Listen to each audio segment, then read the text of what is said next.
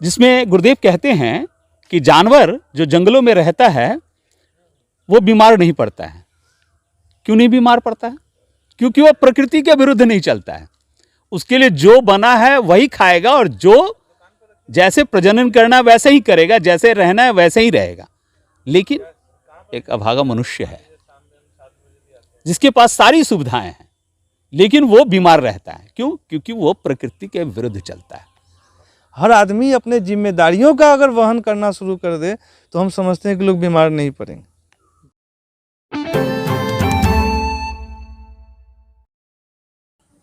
नमस्कार, आप देख रहे हैं चौपाल समाचार। चौपाल समाचार की हर खबर समाज पर करती है असर, और आज मैं जिस खबर को आपको दिखाने जा रहा हूं, यह खबर नहीं जानकारी है।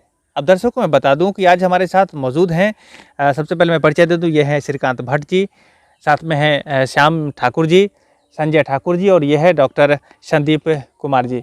मैं बता दूं कि ये सभी लोग हैं, यह समाज के लोगों के लिए विभिन्न स्तरों पर मदद करते रहते हैं। चिकित्सा के माध्यमों से, किसानी में भी बेहतर कैसे लोग किसान करें उसके माध्यम से, आध्यात्मिक व्यवस्था कैसे बेहतर बने उसके माध्यम से, ये भी डॉक्टर साहब हैं, ये भी लोगों की मदद करते रहते हैं हर तरफ से, और डॉक्टरी से भी और सब चीज़ों से। लेकिन मैं बता दूं कि सारे लोग जो चीज़ सोच रहे हैं, जो कर रहे हैं, कितना बेहतर हो रहा है और कितना बेहतर होगा, क्या प्लानिंग है, इस पर आज हमारी पूरी चर्चा रहेगी। और मैं दर्शकों को बता दूं कि ये आपके लिए है, क्योंकि जो जानकारी इनके पास है, हम भी इनके लोगों के साथ जुड़े हैं, बहुत दिनों से हम लोग भी काम कर रहे हैं लगातार। और चौपाल समाचार जो देख रहे हैं, मैं आपको पहले बता दूं कि यह शुरुआत यहाँ है, बेस यहाँ इधर से है। ये इन लोगों के माध्यम से जो जानकारी मिली है उसी के माध्यम से चौपाल समाचार भी हम आपको दिखाते रहते हैं। तो इन लोगों से हम बात करते हैं और ध्यान बनाकर देखिएगा कि कैसे समाज बदलेगा, कैसे व्यवस्था बदलेगी, कैसे लोग स्वस्थ रहेंगे, इन सब चीज़ों पर चर्चा होगी। थोड़ा समय लगेगा, लेकिन इसको पूरा वीडियो आप देखेंगे। सबसे पहले आप लोगों का बहुत बहुत स्वागत है। धन्यवाद। धन्यवाद जी। सबसे पहला शुरुआत हम आपसे करते हैं कि समाज में देख रहे हैं कि स्थिति बड़ी डबाडोल हो जा रही है। विभिन्न माध्यमों से लोग परेशान हो रहे हैं कि कोई स्वास्थ्य के लिए परेशान है, कोई खेती के लिए परेशान है, कोई और भी समस्या। तो सबसे पहले हम आपसे शुरू करते हैं कि संतुलित जीवन को लेकर क्या कहना चाहेंगे, कैसे लोग अपना जीवन संतुलित कर सके इस माहौल में, वो हमारे दर्शकों के ऊपर बताइए। सबसे पहले स्वास्थ्य अगर ठीक करना है इंसान को, तो थोड़ा गहराई में जाना पड़ेगा कि इंसान अस्वस्थ क्यों हो रहा है। समाज में विज्ञान के दृष्टि से हम बहुत ऊपर चले गए हैं। बड़े बड़े हॉस्पिटल हैं, बड़े बड़े कॉलेज हैं, हॉस्पिटल और कॉलेज, बड़े बड़े डॉक्टर्स हैं, और इलाज भी बहुत अच्छे अच्छे हो रहे हैं। लेकिन फिर भी उससे 1000 गुना इंसान बीमार पड़ता चला जा रहा है। आप जिस भी हॉस्पिटल में जाएं, जिस भी स्पेशलिस्ट के पास जाएं, पेशेंट की भीड़ लगी हुई है। पेशेंट ठीक भी हो रहे हैं, नहीं भी हो रहे हैं। एक बीमारी ठीक हो रही है तो वो दूसरी बीमारी भी आ जाती है, फिर तीसरी बीमारी आ जाती है। तो इसके पीछे कारण क्या खोजना पड़ेगा। मैं एक होम्योपैथ डॉक्टर हूं और मैं आध्यात्मिक भी हूं। मैं जुड़ा हूं परम पूज्य गुरुदेव पंडित श्री राम शर्मा आचार्य से, शांति कुंज हरिद्वार से। मैं जब मिशन से जुड़ा, मैंने गुरुदेव की साहित्य पढ़ी, तो मुझे लगा कि गुरुदेव ने जो कहा है कि सारी दुनिया का जो समस्या है उसके पीछे एक व्यक्ति है। व्यक्ति का निर्माण ही समाज का निर्माण है। तो मुझे लगा कि जो होम्योपैथ मेथड है वही गुरुदेव बता रहे हैं। होम्योपैथ मेथड क्या कहता है कि हम किसी बीमारी का ट्रीटमेंट नहीं करते हैं, हम जो है ट्रीटमेंट करते हैं व्यक्ति का। व्यक्ति के अंदर क्या सोच है, कैसा वो खाता है, कैसे वो चलता है, कैसे वो बात करता है, हम उस सिम्टम्स की दवा देते हैं। तो सही में अगर इस सिम्टम्स की दवा दी जाए तो दुनिया की जितनी भी बीमारियां हैं वो होम्योपैथ से ठीक की जा सकती हैं। उसी तरह गुरुदेव ने कहा कि 3 प्रकार की बीमारियां होती हैं। पहली बीमारी जो है वो प्रकृति के विरुद्ध चलने से होती है, जिसके लिए डॉक्टर्स, वैद्य, हकीम वगैरह वगैरह सब बने हैं, और पेशेंट जाता है, ट्रीटमेंट कराता है और ठीक हो जाता है। दूसरा वंशागत, हेरिडिटी, जेनेटिक। माँ बाप के कर्मों का फल भी बच्चा भुगतता है। अगर माँ बाप को शुगर है तो बच्चों में शुगर हो जाएगा, माँ बाप को अगर पाइल्स है तो बच्चे में पाइल्स आएगा, माँ बाप को अगर ब्लड प्रेशर है तो बच्चों में ब्लड प्रेशर आएगा। इसका ट्रीटमेंट थोड़ा गहन है। और तीसरा होता है प्रारब्ध। कई जन्मों के कर्म का फल भी इंसान बीमारियों के रूप में भुगतता है। जैसे बच्चा जन्म लिया अंधा हो गया, बच्चा जन्म लिया हार्ट में छेद हो गया, बच्चा जन्म लिया अंधा लूल्हा लंगड़ा हो गया, पान का आपने एक टुकड़ा नहीं खाया आपको कैंसर हो गया। तो ये जो है प्रारब्ध है। हम जो कर्म करते हैं, जो अच्छे बुरे कर्म करते हैं, वो भी बीमारियों के रूप में आता है और वो बीमारियां फिर प्रारब्ध बनता है। और उसका ट्रीटमेंट किसी भी पैथ में नहीं है, उसका ट्रीटमेंट सिर्फ एक है और वो है अध्यात्म। जी, मतलब आपका ये कहना है कि संतुलित जीवन के लिए वैज्ञानिक आधार भी है और आध्यात्मिक आधार भी, दोनों को मेंटेन करके चलना पड़ेगा, तभी लोग स्वस्थ और बेहतर रह पाएगा। इसलिए हमें अध्यात्म की तरफ मुड़ना चाहिए। अध्यात्म है क्या? अध्यात्म का मतलब अपने आप को साध लेना, अपने आप को ठीक कर लेना, अपने अंदर की जितनी भी बुराइयां हैं उसको खत्म कर लेना, इसी का नाम अध्यात्म है। प्रकृति के नियम के अनुसार चलना, यही अध्यात्म है। गुरुदेव की किताब पढ़ी थी मैंने, जिसमें गुरुदेव कहते हैं कि जानवर जो जंगलों में रहता है वो बीमार नहीं पड़ता है। क्यों नहीं बीमार पड़ता है? क्योंकि वो प्रकृति के विरुद्ध नहीं चलता है। उसके लिए जो बना है वही खाएगा और जो जैसे प्रजनन करना है वैसे ही करेगा, जैसे रहना है वैसे ही रहेगा। लेकिन एक अभागा मनुष्य है जिसके पास सारी सुविधाएं हैं, लेकिन वो बीमार रहता है। क्यों? क्योंकि वो प्रकृति के विरुद्ध चलता है। तो देखिए, ये बातें जो सामने आई, मैं सबसे पहले उसको आपको नोट कर लेना चाहिए कि इन्होंने जो बात कही है सही है कि जंगलों में जो है जानवर हैं वो बीमार नहीं पड़ते हैं, और उसका जो कारण है कि प्रकृति के विरुद्ध वो नहीं चलते हैं। मनुष्य वाकई में बहुत सारे हम लोग ऐसा काम करते हैं जो जिसके लिए हम नहीं बने हैं वो भी करते रहते हैं, तो इसको ध्यान रखने की ज़रूरत है। अच्छा, एक बात हम आपसे और पूछना चाहते हैं, थोड़ा शॉर्ट में बताइएगा कि अभी जो वैज्ञानिक पहलू जो है, लोग नंबरों में उलझे रहते हैं। किसी का ब्लड प्रेशर बढ़ा हुआ है और उसको गया ब्लड प्रेशर चेक कराया, फिर उनको पता चल गया कि आपका ब्लड प्रेशर बढ़ा हुआ है, और उसका क्या होगा, ऑटोमेटिक और ब्लड प्रेशर बढ़ जाएगा, डर के मारे कि भैया ब्लड प्रेशर मेरा बढ़ गया। तो नंबरों में लोग उलझा हुआ है, इसको लेकर क्या कहना चाहेंगे? हर चीज़ का टेस्ट हो गया, नंबर हो गया, ये नंबर वो नंबर, और आखिरी में जब सब कुछ फेल कर जाता है तो डॉक्टर साहब कहते हैं फिर से कि आप जो है सो अपने आप को सुधारिए, थोड़ा सा खान पान में सुधारिए, सब होता है ना। नंबरों में जो उलझे रहते हैं लोग, इसको लेकर क्या कहना चाहेंगे? नहीं, नंबरों में उलझने का कोई सवाल ही नहीं है। अगर इंसान अपने खान पान रहन सहन को ठीक करके रखे तो ब्लड प्रेशर बढ़ने का कोई बात ही नहीं है। आज इंसान अर्थयुग में जी रहा है और अर्थयुग में हर इंसान पैसे के पीछे भाग रहा है। पैसा कहाँ से लाएं, कहाँ से कैसे करें, कैसे हम बड़ा आदमी बने, कैसे, लेकिन वो स्वास्थ्य पर ध्यान नहीं दे रहा है, जिसके कारण से ब्लड प्रेशर, शुगर, ये सारी बीमारियां मुख्य रूप से टेंशन के कारण है। अगर इंसान उस पर कमांड कर ले तो ये नंबरों के चक्कर से इंसान हटता चला जाएगा। इंसान के शरीर में आधी से ज़्यादा बीमारी टेंशन के कारण है। जी, है ना? जी, तो ये है बातें। अच्छा, हम आपके पास फिर हम आते हैं और लोगों से भी बात कर लेते हैं इन्हीं मुद्दे पर। अगर एक बात हम आप यहीं बने रहें। अच्छा, एक बात और हम आपसे पूछना चाहेंगे। अध्यात्म में तो आपका जो जितना मैं जानता हूँ आप बहुत ही आगे बढ़े हैं। आप बताइए कि अध्यात्म का मानव जीवन के ऊपर कैसा प्रभाव रहता है, और क्या आप कहना चाहेंगे कि लोगों को आध्यात्मिक होना चाहिए? क्या बताना चाहेंगे आप? सबसे पहला तो है जो संयम व्यक्ति को रखना चाहिए। जब तक व्यक्ति संयम नहीं करेगा तब तक वह आध्यात्मिक भी नहीं हो सकता है। संयम का मतलब है सुबह प्रतिदिन सही समय से उठना। वह बड़ा महत्व है अपने जीवन में स्वस्थ रहने के लिए, और स्वस्थ शरीर में ही स्वच्छ मन, स्वच्छ समाज और सारी स्थिति हमारी अच्छी होती है। मतलब हम शुद्ध और पवित्र होते हैं। पवित्रता का मतलब है जो हम अंदर से स्वच्छ रहें, बाहर से ही नहीं, अंदर से भी स्वच्छ रहें। उसके लिए सही समय से 4 बजे उठना चाहिए, शौच जाना चाहिए, गर्म जल का पान, गुनगुना पानी पीना चाहिए आदमी को जो है सो।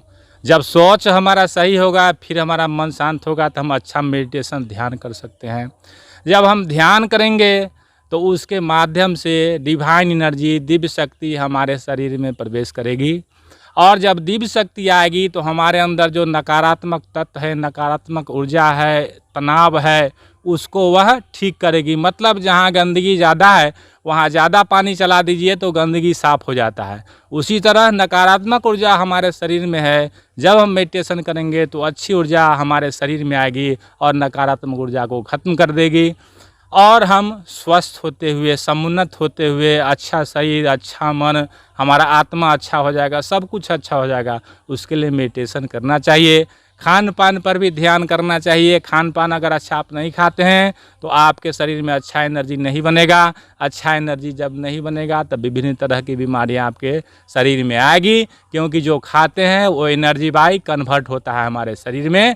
तो सुबह उठना चाहिए, फिर शौच जाना चाहिए। भगवान का ध्यान अगर नहीं करेंगे, मेडिटेशन आप नहीं करेंगे, तो कहने का मतलब अच्छा शक्ति आपके पास में नहीं आएगा। उसके बाद यह करने के बाद अच्छा कर्म भी करना है, सेवा करना है। जब सेवा आप करते हैं तो आपका हृदय खुलता है, आपके मन में शांति आती है, और अनेक तरह का बीमारी का इलाज हो जाता है जब आप सेवा किसी का करते हैं। मतलब आपका पूरा हार्ट चक्र हो, पूरा शरीर का चक्र बढ़ता है, एनर्जी आपका शरीर में बढ़ता है, और भगवान का आशीर्वाद आपको प्राप्त होता है। तो ये सब चीज़ करना चाहिए।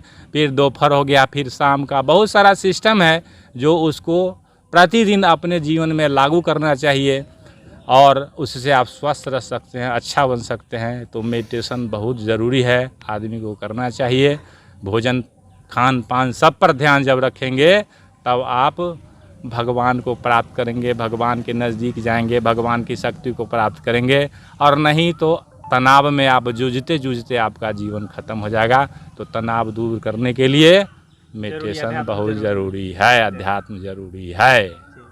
तो देखिए, ये बातें जो मैं कह रहा हूँ ना, ये सारी प्रैक्टिकल बातें हो रही है। मैं आपको बता दूँ, ये हवाई की बातें नहीं है। यहाँ पर जो लोग हैं जिन्होंने अपने जीवन को जिया है, अपने आप को देखा है, अपने जीवन में जो उन्नत आगे बढ़े हैं, उन चीज़ों पर चर्चा हो रही है। तो आप इसको ध्यान बनाकर देखिए।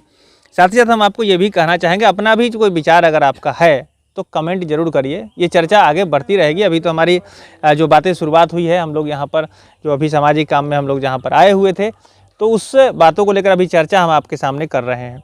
अच्छा, एक बात और, खान पान की चर्चा आपने की, तो संजय सर हम आपसे जानना चाहेंगे कि खान पान किसानों के द्वारा ही उपजाया जाता है, सब कुछ है, तो आपको इस बारे में अभी जो स्थिति है हमारे यहाँ कि हर चीज़ में खाद जो दिया जाता है, ये सब चीज़ है, तो एक बात आप बताइए कि अब इस परिस्थिति में देना तो जो है सो है ही है, कैसे लोग बेहतर भोजन कर सकेगा, क्या उसको करना चाहिए लोगों को जिससे कि बेहतर भोजन लोगों तक पहुंच पाएगा, क्या आपका विचार रहेगा? बहुत बहुत धन्यवाद, अच्छा विषय उठाया है, क्योंकि किसानी से जुड़ी हुई भारत की अर्थव्यवस्था, सामाजिक व्यवस्था, सब चीज़ उस पर निर्भर करता है। और किसान के द्वारा उत्पादित अन्न हर वर्ग के हर लोग खाते हैं, और उसके खाने का प्रभाव उनके स्वास्थ्य के ऊपर पड़ता है।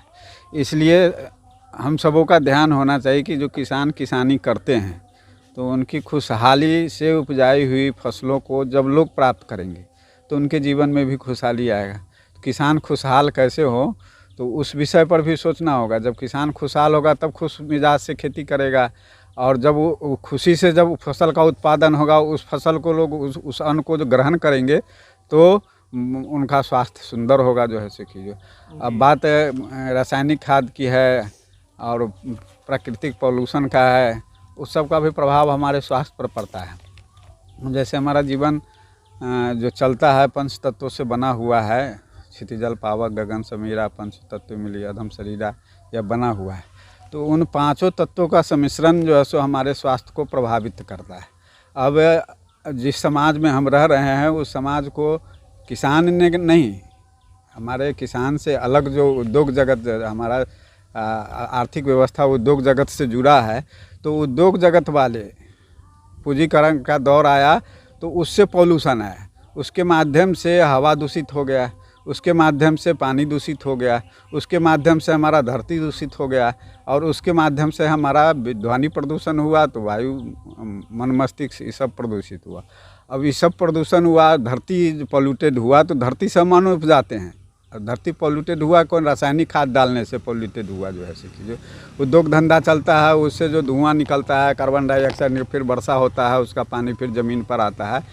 तो इस तरह से जो अन्न उत्पादन होगा उस अन्न को लोग खाएंगे तो उत्पादन बढ़ा, ठीक है, रासायनिक खाद देने से, लेकिन उस अन्न को खाने से फिर बीमार लोग पड़ते चले गए। क्योंकि ज़मीनें बीमार है तो उससे जो फसल उपजेगा तो निश्चित रूप से बीमार उपजेगा। उसमें फसल का जो गुणवत्ता है, उसकी जो जीवनी शक्ति है वो कम है। उत्पादन बढ़ा लेकिन उसकी जीवनी शक्ति कम गई, और उस अन्न को लोग खाते हैं। तो जिस अन्न को खा करके लोगों को स्वस्थ होना चाहिए उस अन्न को खा करके लोग बीमार पड़ रहे हैं। तो हमारा प्रथम ध्यान इस ओर होना चाहिए कि जिस हमारा शरीर का भी जो मूल फिगर जो हम देख रहे हैं वो स्थूल रूप में धरती ही है, पृथ्वी तत्व ही है। तो पृथ्वी तत्व को ठीक करेंगे तो धीरे धीरे सब चीज़ ठीक हुआ। जल भी उसी के अंदर से निकलता है, हवा, वृक्ष, वनस्पति है तो उसी के प्रभाव से हवा भी शुद्ध होता है, प्रभावित होता है। इस सबको ठीक करने की जरूरत है। यानी इसका गहन, यानी जितनी चीज़ों को ठीक करके हम समाज में खुशहाली लाना चाहते हैं उस सब का कहते हैं 100 रोगों की एक दवा है कि अगर किसानी को ठीक कर दिया गया, किसान के द्वारा उत्पादित अन्न व्यवस्था की जो प्रणाली है, उत्पादन करने का जो सिस्टम है उसको ठीक कर दिया गया और किसान हमारे खुशहाल हो गए तो देश हमारा खुशहाल हो गया, उसके बच्चे खुशहाल हो गए। तो हमारा यही विनती है कि इस दिशा की ओर कदम उठना चाहिए और सामाजिक आंदोलन के रूप में, बड़े बड़े आंदोलन किसान के रूप में चला है, आगे भी चलेगा हो सकता है, लेकिन समूल समस्या का समाधान इसी से जुड़ा हुआ है। चाहे जितनी बड़ी तरक्की कर दें जिस क्षेत्र में, लेकिन मूल यहाँ किसानी से ही जुड़ा हुआ है। इसलिए गर्व से हम लोगों को कहना भी चाहिए कि हम किसान हैं। किसान कहने में गर्व महसूस करना चाहिए। जैसे हम कहते हैं कि गर्व से कहो हम हिंदू हैं, गर्व से कहो हम बिहारी हैं, गर्व से कहो हम हिंदुस्तानी हैं, उसी तरह से गर्व से कहिए कि हम किसान हैं।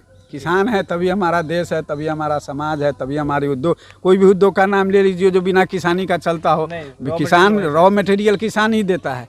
इसलिए उसकी खुशहाली और वह कैसे अच्छा उत्पादन करे, यह व्यवस्था पूर्व में परंपरागत रूप से ऐसा था, ऐसी व्यवस्था नहीं, लोग स्वतः करते थे इस स्तर से कि प्रकृति भी हमारा बचा रहे, सब चीज़ को शुद्ध रखें, साफ रखें, और फिर जो है सो कि जो हमारा धन धर्म दोनों बचा हुआ हो। तो यही निवेदन है हमारा। तो देखिए, मैं बता दूं दर्शकों को, इन्होंने जो बात कही है, देखिए वो उन बातों में बड़ा रहस्य, इन्होंने एक ही बात में सब कुछ कह दिया है।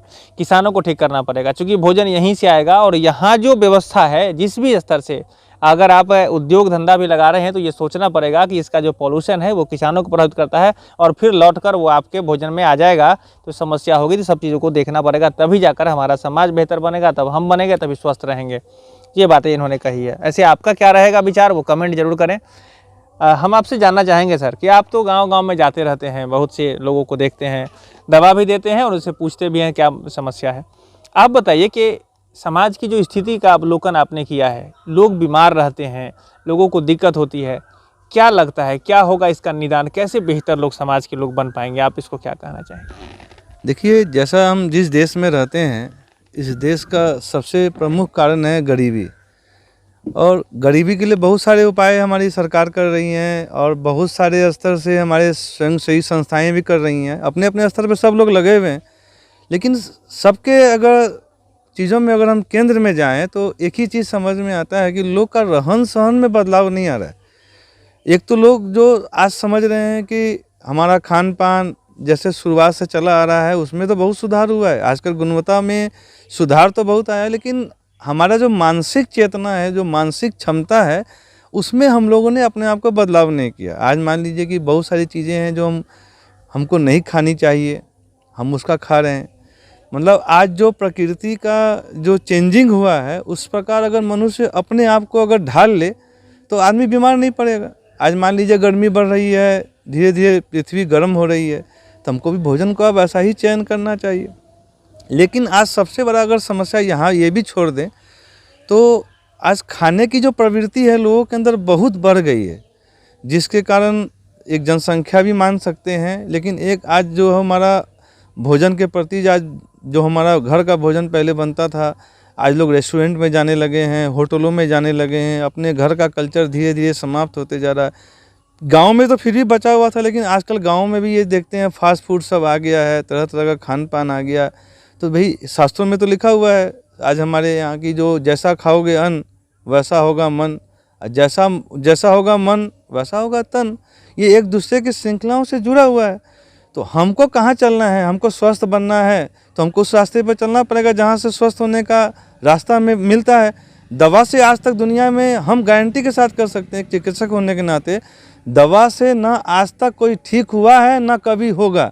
दवा एक सिर्फ माध्यम है हमको स्वस्थ रखने के लिए, लेकिन स्वस्थ कैसे रहें इसका 90% क्षमता हमारे भोजन के द्वारा है। हमको भोजन का चयन उसी रूप में करना चाहिए जिससे हम स्वस्थ रह सकते हैं। आजकल तो आप मीडिया से या गूगल से आप जो चीज़ भी चाहें आप ले सकते हैं। आजकल तो किसी से पूछने का भी ज़रूरत नहीं है, आज तो सब कुछ आपको यहाँ पे मिल रहा है। मोबाइल में बटन दाबें और सब कुछ आपके सामने है, तो आप जो भी जानकारी लेना चाहते हैं सब कुछ सामने है। लेकिन हमें एक चीज़ समझना पड़ेगा कि हमको क्या करना है, हमारा लक्ष्य क्या है।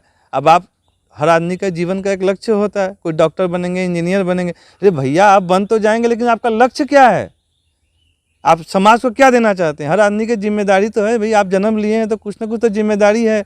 हर आदमी अपने जिम्मेदारियों का अगर वहन करना शुरू कर दे तो हम समझते हैं कि लोग बीमार नहीं पड़ेंगे।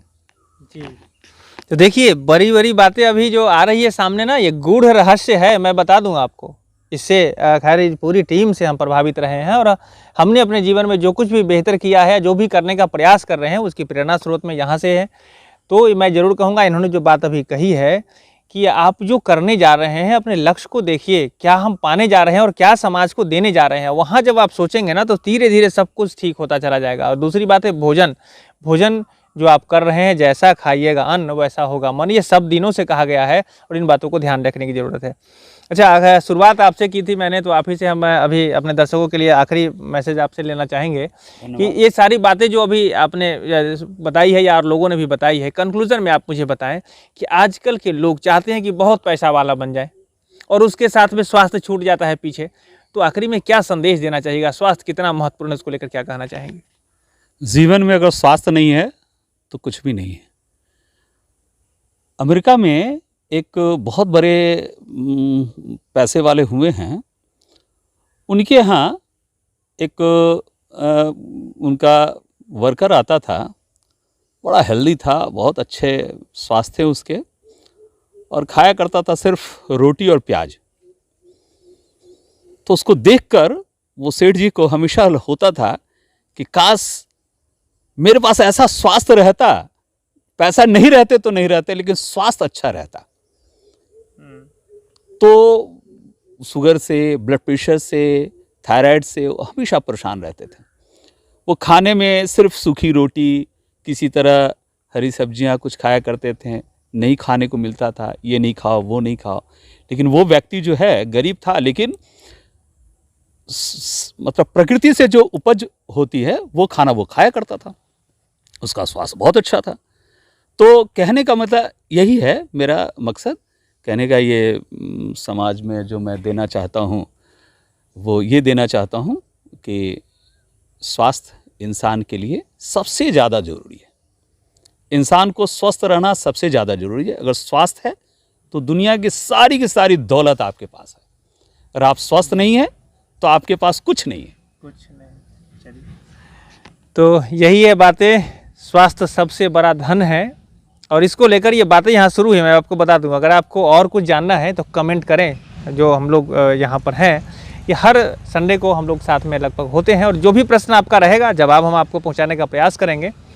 और ये जो शुरुआत अभी हुई है, ये समझ लीजिए एक परिचय है जिसमें सभी लोगों की बात मैंने आपके सामने रख दी है और हर व्यक्ति जो भी हमारे साथ लोग जुड़े हैं अपने अपने क्षेत्रों में बेहतर हैं, ये मैं ज़रूर कहना चाहूँगा। तो इसलिए अपना प्रश्न रखें, जो भी हो। अगर आपके मानसिक स्वास्थ्य की बात है, शारीरिक स्वास्थ्य की बात है, अगर आपको आध्यात्मिक कोई जानकारी चाहिए, अगर आपको अगर कोई आर्थिक समस्या से जूझ रहे हैं या और उसमें भी कोई सलाह चाहिए, तो सभी लोगों में वो सारी जानकारी है और जो भी होगी वो आप तक पहुँचाने का प्रयास करेंगे। इस वीडियो को ज़्यादा से लोगों को शेयर करिए और साथ ही साथ प्रश्न भी पूछिए। और एक बात और है, देखिए जो बातें बेहतर होती है ना, उस पर चर्चा होनी चाहिए, आपका प्रश्न भी आना चाहिए। मैं ये कहूँगा, अगर हो सकता है इन्होंने जो बात बताई हो आप उससे सहमत नहीं हो, प्रश्न जरूर पूछिएगा। तो फिर हम अगली बार उस वीडियो में जब अगला बार हम लोग कुछ बताएंगे तो उन सारे प्रश्नों को हम लोग उसमें आपका रखेंगे और उसका जवाब बेहतर आपको तक पहुँचाने का प्रयास करेंगे। तो बहुत बहुत धन्यवाद आप सभी लोगों का भी बहुत बहुत धन्यवाद। आपको भी धन्यवाद। धन्यवाद। कोई धन्यवाद। धन्यवाद। आपको भी धन्यवाद। दर्शकों का भी बहुत बहुत धन्यवाद। ऐसी खबर हम लोग आते रहेंगे, और इसलिए हम आपसे कहेंगे चौपाल समाचार से आज तक अगर नहीं जुड़े हैं तो जुड़ जाएं, चैनल को सब्सक्राइब कर लें। आप हमें फेसबुक पेज पर भी लाइक कर सकते हैं, और नंबर जो डिस्प्ले कर रहा है ना 6206610060, आप उस नंबर को अपने मोबाइल में जरूर सेव कर लीजिए। जब भी कोई ऐसी समस्या हो, कोई जानकारी देनी हो, लेनी हो, उस नंबर पर हमें संपर्क कर, हमें टीम आपसे बात करेगी, और आपकी जानकारी, हमारी जानकारी, सब लोगों की जानकारी मिलकर बेहतर समाज के निर्माण में जाए, यही हमारी आशा है। तो आज के लिए बस इतना ही। मैं हूं अभिषेक आनंद, चौपाल समाचार के लिए धन्यवाद।